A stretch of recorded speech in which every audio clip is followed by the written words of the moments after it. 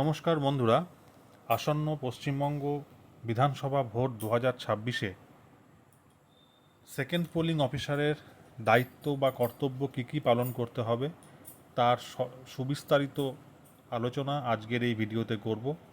ভিডিওটি স্কিপ না করে পুরোটা দেখবেন। দেখলে আশা করি সেকেন্ড পোলিং অফিসারের যারা ডিউটি পেয়েছেন বা করবেন তাদের তাদের ডিউটি সম্পর্কে আর কোনো কোয়েশ্চেন বা অসুবিধা থাকবে না। তো চলুন সময় নষ্ট না করে শুরু করি। তো আজকের আলোচনা হচ্ছে সেকেন্ড পোলিং অফিসারের দায়িত্ব। তো পুরো যে ভোট প্রসেস বা ইলেকশন যে প্রসেস, তার মধ্যে কিন্তু first polling, second polling, third পোলিংয়ের মধ্যে কিন্তু সেকেন্ড পোলিং অফিসারের দায়িত্ব এবং কর্তব্যের পরিধি সবচাইতে বেশি। কাজেই আপনাদের বিষয়টি ভালো করে বুঝতে হবে এবং বুঝে আপনার দায়িত্ব বা কর্তব্যটা ঠিকঠাক পালন করতে হবে। তো চলুন শুরু করি। ভোটার প্রথমে ফার্স্ট পোলিং অফিসারের কাছে আসবেন। ফার্স্ট পোলিং অফিসারের কাজ হচ্ছে সেই ভোটারকে আইডেন্টিফাই করে তার যে মার্কড কপি অফ ইলেকটোরাল রোলের যে সিরিয়াল নাম্বার সেটিকে একটু জোরে বলবেন, যাতে করে আপনি মানে second polling officer, presiding officer এবং সঙ্গে থাকা পোলিং এজেন্টরা তাদের সিরিয়াল নাম্বারগুলো স্পষ্টভাবে শুনতে পান। এরপরে ভোটার আপনার কাছে আসবেন। আপনার প্রথম কাজ হচ্ছে যে 17A একটা রেজিস্টার কিন্তু আপনার কাছে দেওয়া থাকবে। সেই 17Aটাকে বলা হয় রেজিস্টার অফ ভোটার্স। এই 17A ডকুমেন্টটা কিন্তু অত্যন্ত একটা গুরুত্বপূর্ণ ডকুমেন্ট, কারণ মাঝে মাঝেই কিন্তু আপনার কাছে থাকা 17A মোট ভোটের সঙ্গে মেশিনের ভোট মিলিয়ে দেখা হবে এবং শেষেও কিন্তু আফটার ভোট মানে আফটার যখন 5:30 বেজে যাবে, 6টা বেজে যাবে, যখন ভোট আপনার শেষ হয়ে যাবে, তখনও কিন্তু মেশিনের ভোটের সঙ্গে আপনার 17A ভোট মিলিয়ে দেখা হবে। সুতরাং আপনাকে অত্যন্ত সন্তর্পণে 17A ফিল আপ করতে হবে।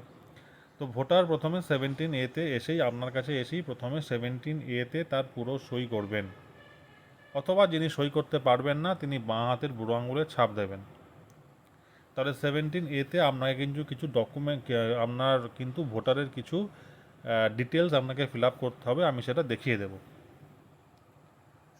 এরপরে আঙুলের ছাপ লাগানোর পরে প্রদত্ত কাপড় দিয়ে আঙুল মুছতে বলুন, যাতে ভোট দেওয়ার সময় মেশিনে দাগ না লেগে যায়। ওই যে যারা ধরুন লিখতে পড়তে পারে না, তারা তো বাঁ হাতের বুড়ো আঙুলের ছাপ দেবে।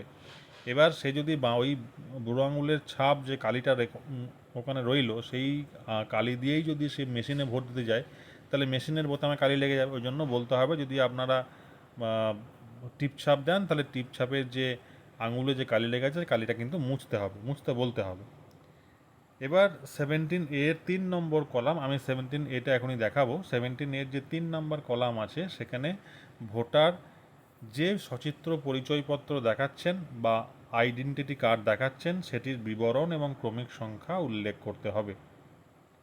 তো এখানে একটা জিনিস বলে দিই, যদি এপিক দেখিয়ে সে ভোট দেয়, কোনো ভোটার যদি ভোট দেয়, তাহলে কিন্তু 3 নম্বর কলামে শুধু এপিক লিখলেই হবে বা ইপি লিখলেই হবে।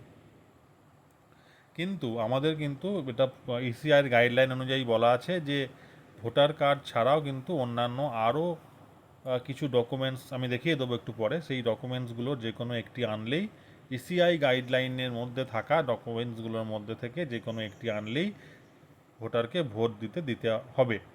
তো সেক্ষেত্রে যদি সে এপিক ছাড়া যদি অন্য কোনো কার্ড দেখিয়ে ভোট দেয়, তাহলে সে কী কার্ড দেখাচ্ছে সেটা লিখতে হবে এবং তার যে আইডেন্টিটি কার্ডের যে নাম্বার, সেই নাম্বারটা লাস্টে 4টে সংখ্যা লিখতে হবে। আমি ধরলাম সে প্যান কার্ড দেখিয়ে ভোট দিল বা আধার কার্ড দেখিয়ে ভোট দিল, তাহলে কিন্তু আমি লিখব আধার এবং তার সঙ্গে লিখব হচ্ছে আধার নম্বরের শেষ 4টে ডিজিট।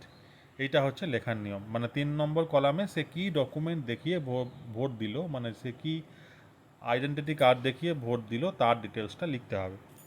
এরবার লেখা হয়ে গেল, সই হয়ে গেল 17A, তাহলে 17 কাজটা কমপ্লিট হলো। এরপর আপনাকে কিন্তু ভোটারকে এবার ভোটার স্লিপ দিতে হবে। ভোটার স্লিপটা কিন্তু ভোটারকে দিতে হবে। যে ভোটার স্লিপটা দেখে কিন্তু থার্ড পোলিং অফিসার তাকে ওই ভোটার স্লিপটা নিয়ে নেবেন এবং তিনি কিন্তু ভোটারের বাঁ হাতের তর্জনীতে একটা অমোচনীয় কালির দাগ দেবেন। তো ভোটার স্লিপটা কিন্তু আপনাকে দিতে হবে। তাহলে আপনার কাজ হচ্ছে অনেকগুলো। আপনার 1 নম্বর কাজ হচ্ছে যে আপনার 1 নম্বর কাজ হচ্ছে 17A ফিল আপ করা এবং ভোটারকে দিয়ে সই করানো। যদি সে টিপ ছাপ দেয় তাহলে টিপ ছাপে কালিটা যেন মুছে নেয়, যাতে করে মেশিনে কালি না লেগে যায়। 17A ভালো করে ফিল আপ করতে হবে।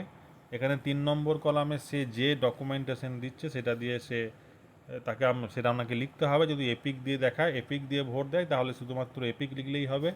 যদি সে এপিক ছাড়া অন্য কোনো ইসিআই গাইডলাইন নির্ধারিত কোনো ডকুমেন্ট দেখিয়ে ভোট দেয়, তাহলে সেই ডকুমেন্টের নাম এবং শেষ 4টে ডিজিট লিখতে হবে। এরপর আপনাকে ভোটার স্লিপ দিতে হবে। তো এইগুলো হচ্ছে আপনাদের কাজ। এবার যেটা বলছিলাম যে 17A, এই যে 17A যেটা বলছিলাম, রেজিস্টার অফ ভোটার্স, তো এখানে কিন্তু দেখুন পরিষ্কার, দেখুন আপনাকে এটা ফিল আপ করতে হবে। দেখুন এখানে 1, 2, 3 নাম্বার কলাম, দেখুন এখানে পরিষ্কার বলা আছে এই যে details of document produced by the elector in proof of his or her identification. এখানে শুধু যদি এপিক দেয় তাহলে পরিষ্কার আপনি শুধুমাত্র এপিক লিখবেন, আর যদি অন্য কোনো ডকুমেন্ট দেয় তাহলে সে অন্য কোনো ডকুমেন্টের নাম এবং শেষ 4টে ডিজিট লিখতে হবে। এবার দেখুন 1 নম্বর কলামে সিরিয়াল নাম্বার আছে, এটাতে কন্টিনিউয়াস সিরিয়াল নাম্বার হবে। 2 নম্বর যে কলামটা সেখানে দেখুন লেখা আছে ইলেকটোরাল রোলের সিরিয়াল নাম্বার, মানে এই বাঁ দিকের যে একদম বাঁ দিকের যে সিরিয়াল নাম্বার সেটা কিন্তু রানিং সিরিয়াল নাম্বার। আর 2 নম্বর কলামের যে serial number of electoral role সেটা হচ্ছে ওই যে ইলেকটোরাল রোল বা ই রোলের যে সিরিয়াল নাম্বার, যেটা কিনা ফার্স্ট পোলিং অফিসার চিৎকার করে বলবেন, সেইটা আপনাকে লিখতে হবে। 3 নম্বর তো বলে দিলাম। 4 নম্বর যে কলামটা সেখানে কিন্তু সিগনেচার বা আপনাকে থাম ইমপ্রেশন দিতে হবে। যদি কেউ সিগনেচার না পারে তাহলে বাঁ হাতে বুড়ো আঙুলের ছাপ দিতে হবে। আর লাস্ট কলাম যে 5 নম্বর কলামটা, এখানে রিমার্ক সব ক্ষেত্রে লেখার দরকার নেই। ধরুন কোনো এসডি ভোটার এলো বা ধরুন কোনো ইডিসি ভোটার এলো, তখন সেক্ষেত্রে আপনি রিমার্কসে লিখবেন যে এটা পোস্টাল ব্যালট, আপনার এটা ইডিসি ভোট, পোস্টাল ব্যালট তো হবে না, এটা ইডিসি ভোট, বা ধরুন এটা এসডি লিস্ট থেকে ভোট দিতে এসছে, বা এটা প্রক্সি ভোট। ঠিক আছে, তাহলে এই রিমার্কসগুলো কিন্তু আপনাকে রিমার্কস কলামে লিখতে হবে। আর একটা জিনিস যেটা লিখতে হবে সেটা হচ্ছে একদম শুরু করার প্রথমে আপনাকে লিখতে হবে যে total vote count in machine বা ইন কন্ট্রোল ইউনিট 0, মানে মক পোল হয়ে গেল, মক পোল হওয়ার পরে আপনি জাস্ট সকাল 7টায় ভোট শুরু করছেন, তাহলে ওই সকাল 7টায় যখন আপনি ভোট শুরু করতে যাবেন তখন প্রত্যেককে মেশিনের ভোটটা 0 দেখাতে হবে। তার সঙ্গে সঙ্গে মানে সেইটাই আপনাকে লিখতে হবে একদম 17 প্রথমে। আপনি যে প্রথম ভোটারের নাম বা ডিটেলস লেখার ওপরে লিখতে হবে যে টোটাল ভোট শোন ইন কন্ট্রোল ইউনিট ইজ 0।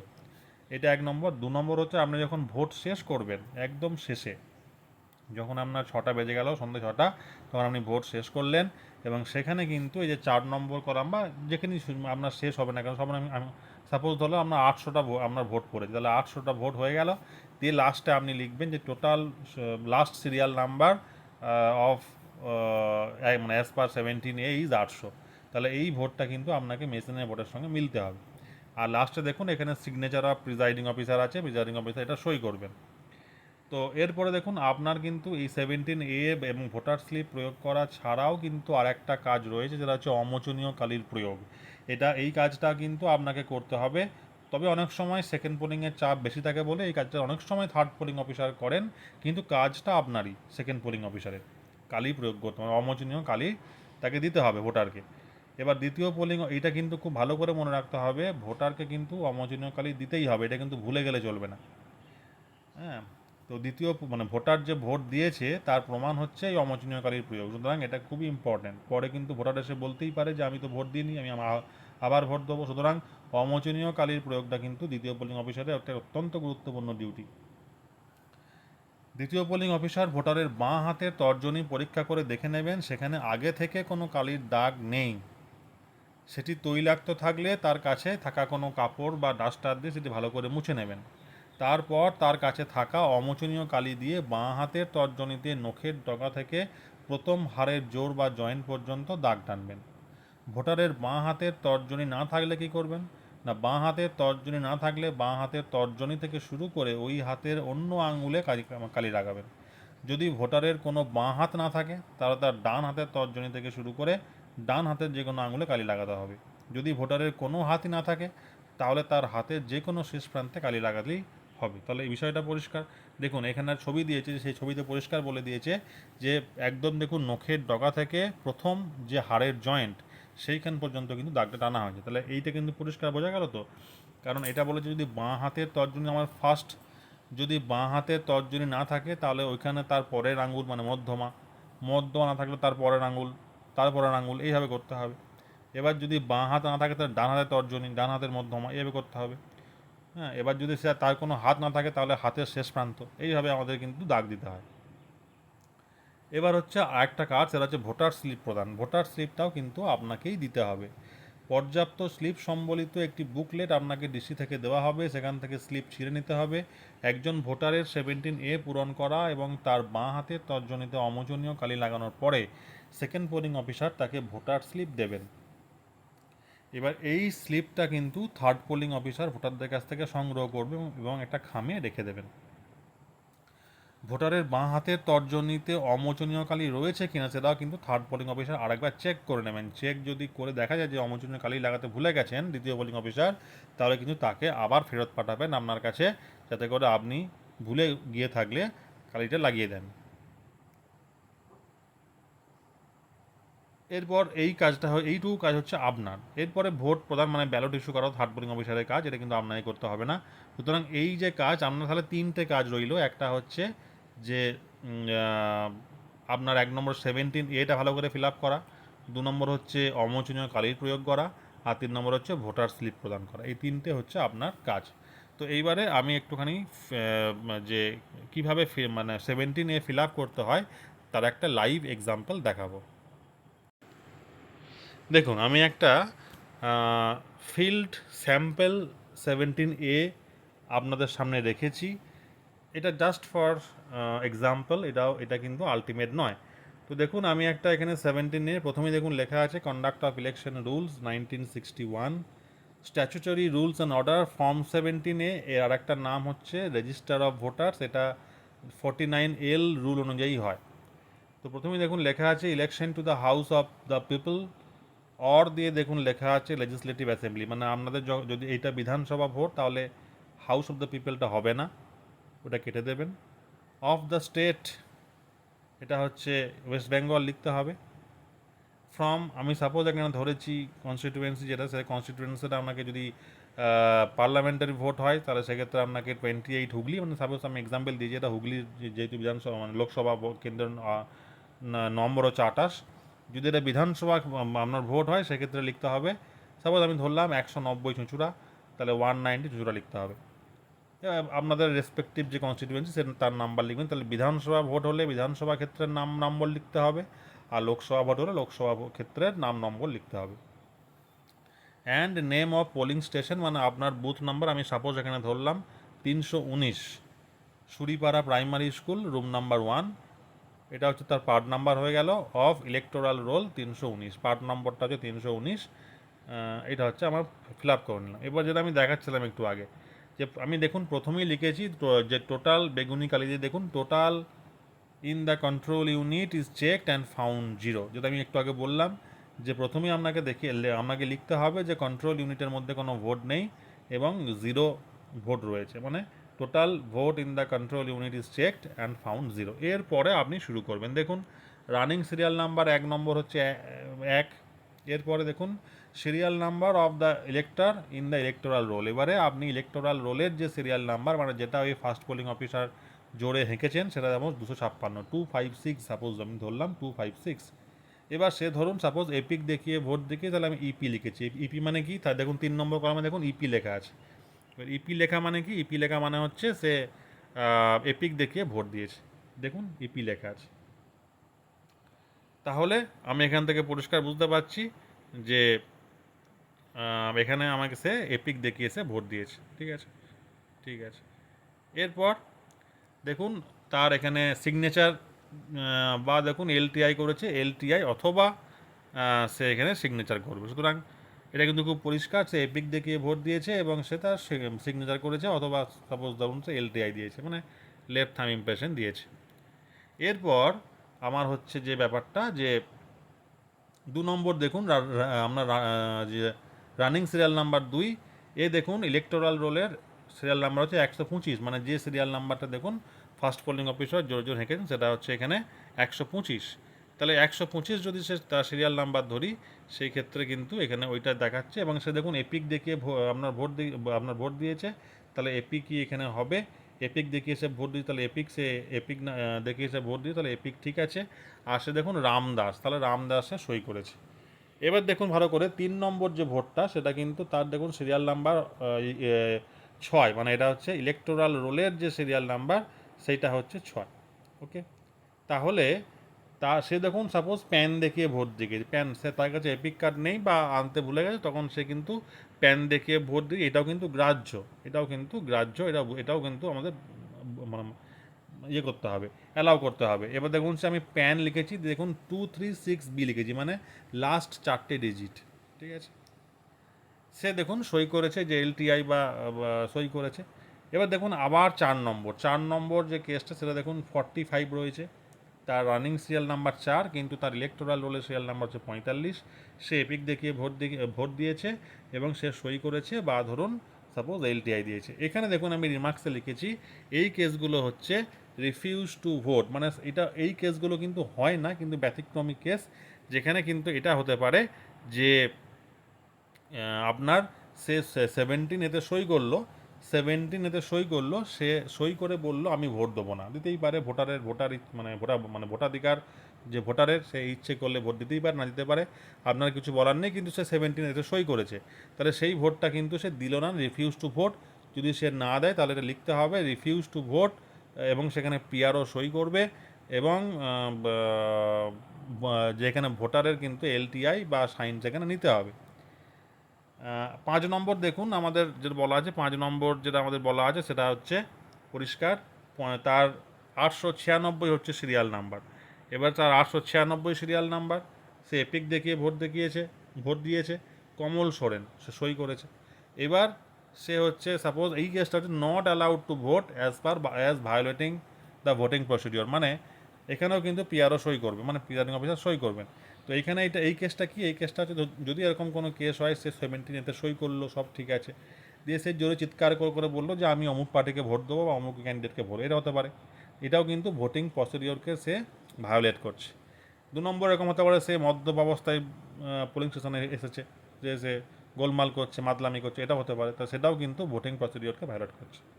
বা সে কোনো পার্টির ফ্ল্যাগ নিয়ে আসছে, এটাও কিন্তু সে ভোটিং প্রসিডিওরকে ভায়োলেট করছে। এই ক্ষেত্রে কিন্তু প্রিজাইডিং অফিসার মনে করলে তাকে ভোট দিতে দেবেন না, নাও পারেন, এবং সেই ক্ষেত্রে সে 17A-তে সই করেছেন, কিন্তু সে তাকে প্রিজাইডিং অফিসার সই মানে ভোট দিতে দেবেন না, তাহলে সেই কেসগুলোও কিন্তু এখানে কিন্তু আসবে। এরপর দেখুন আমার সেকেন্ড যে 6 নম্বর কেসটা, সে 6 নম্বর কেসের ক্ষেত্রে দেখুন এখানে পরিষ্কার, এই কেসটা হচ্ছে আমার ইডিসি ভোট। ইডিসি ভোট মানে কি, ইলেকশন ডিউটি সার্টিফিকেট দিয়ে যারা ভোট দেয় তারা হচ্ছেন ইডিসি ভোট। এখানে কিন্তু পরিষ্কার একটা জিনিস মনে রাখতে হবে, ইডিসি ভোটের যে সিরিয়াল নাম্বারটা কিন্তু আপনার বুথের মার্ক কপিতে থাকবে না, মানে এটা কিন্তু ফার্স্ট পোলিং অফিসার খুঁজে পাবে না, কারণ এ তো অন্য বুথের ভোটার, কিন্তু সে ইলেকশন ডিউটি করছে বলে সে আপনার বুথে ভোট দিচ্ছে।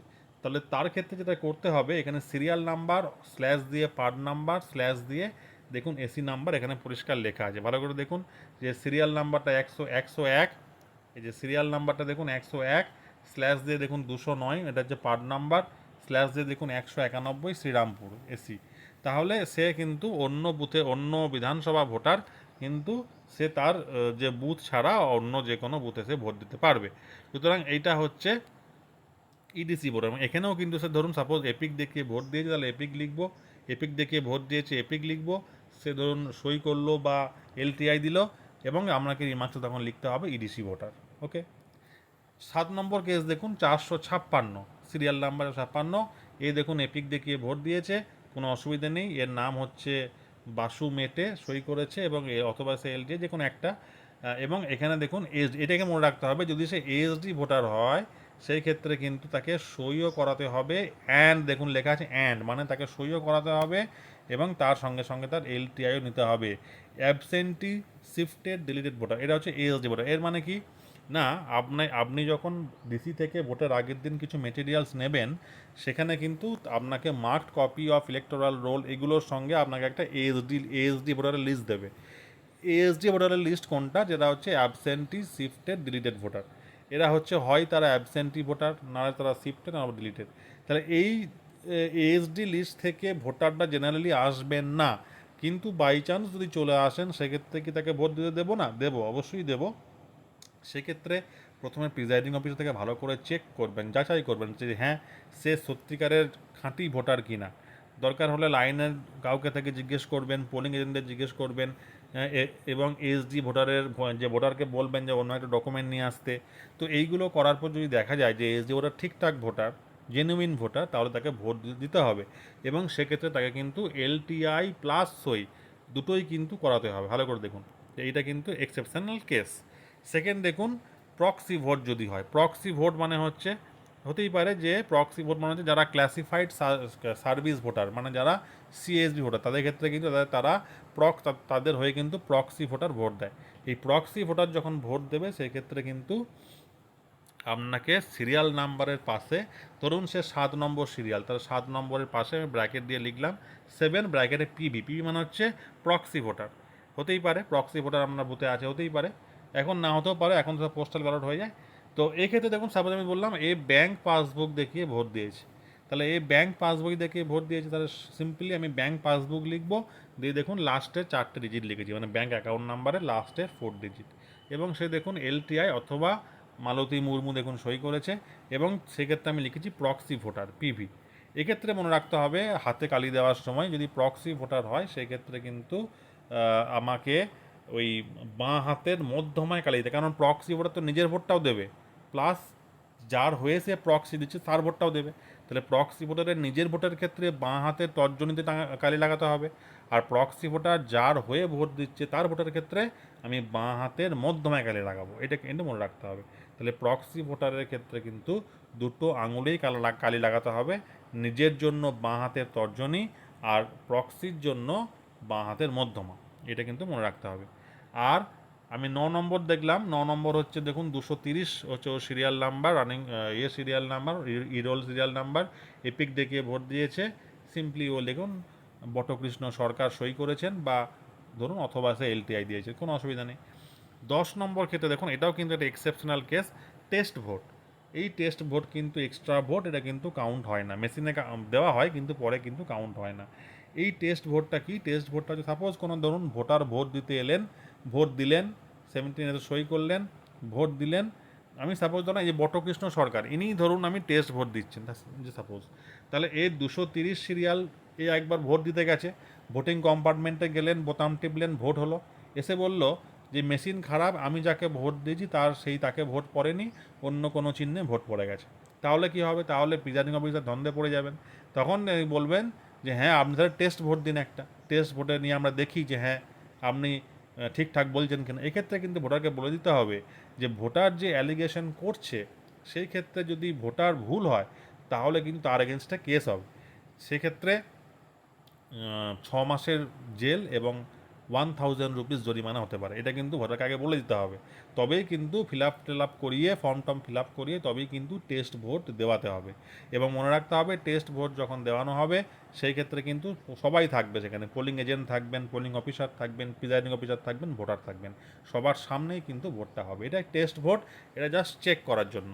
তো এখানে দেখুন টেস্ট ভোট সে দিয়েছে, আবার 230 সিরিয়ালই দেখুন একই সিরিয়াল নাম্বার, সে টেস্ট ভোট দিয়েছে, এপিক দেখিয়ে ভোট দিয়েছে, এখানে সে টেস্ট ভোট।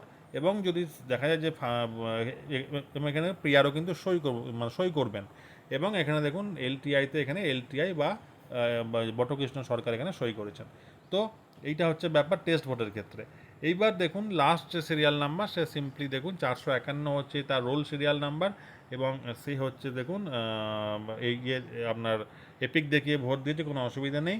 এবং সে দেখুন অপর্ণা মণ্ডল সই করেছেন বা এলটিআই দিয়েছেন। তাহলে এই হলো আমি সাপোজ ধরলাম আপনার ভোটে 11টাই আপনার ভোট পড়েছে, দিয়ে যেটা বলছিলাম যে লাস্ট সিরিয়াল নাম্বার দেখুন অ্যাজ পার 17A 11, তার মানে এইটা আপনাকে লিখতেই হবে একদম ভোটিং মানে ভোটের শেষে, এবং লাস্টে দেখুন আপনাকে প্রিজাইডিং অফিসার সই করে। তাহলে এই হচ্ছে আপনার 17A ফিল আপ করা।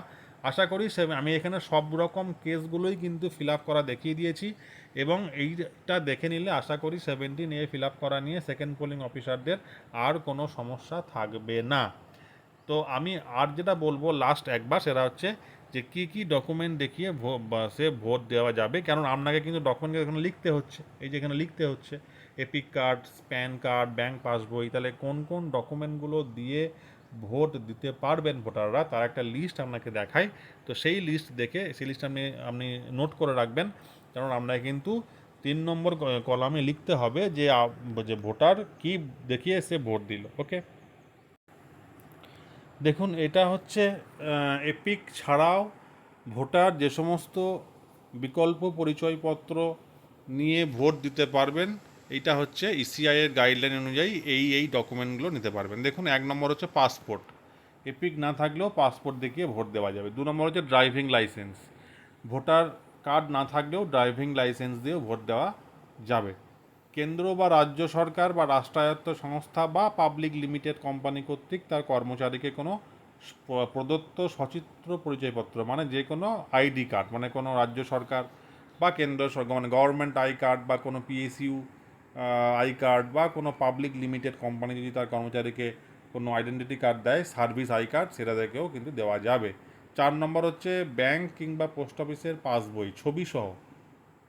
5 নম্বর হচ্ছে প্যান কার্ড। 6 নম্বর হচ্ছে রেজিস্ট্রার জেনারেল অফ ইন্ডিয়া কর্তৃক প্রদত্ত জনসংখ্যা পঞ্জির অন্তর্গত স্মার্ট কার্ড।